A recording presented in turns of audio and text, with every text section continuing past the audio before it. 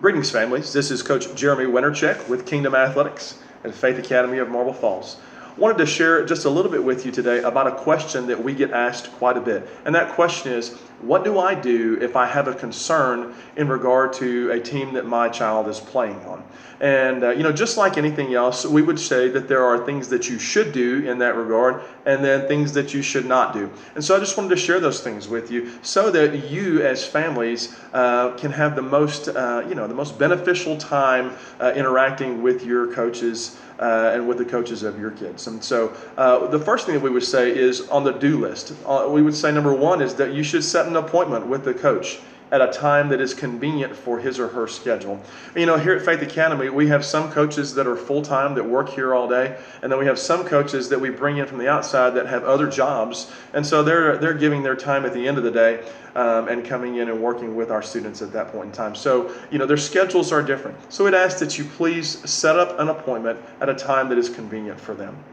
The second thing is that we would tell you that it's always beneficial to tell the coach what you would like to visit about before the meeting.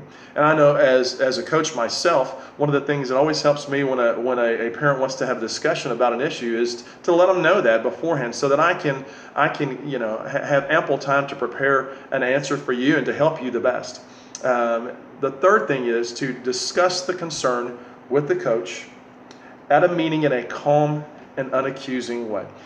One of the things that I've found working with coaches over the years is that, they're humans just like anybody else. And so, we all want to be respected. And so if you can handle that in a way that is calm and unaccusing, then you'll usually get a pretty good response from that coach. And the fourth do is that, if you're not satisfied with the result of that meeting, then you would contact the athletic director and voice your concern with that entity at that point in time. So that's the list of do's. There's also a list of do nots. And one thing that we would say is that we would ask you to not share your concern with other people.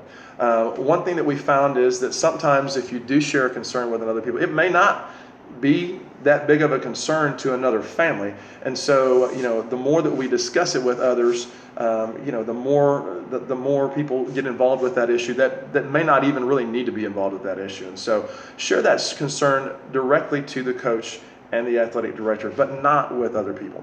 The second thing is we would ask that you not talk to the coach about that concern before, during, or after a game.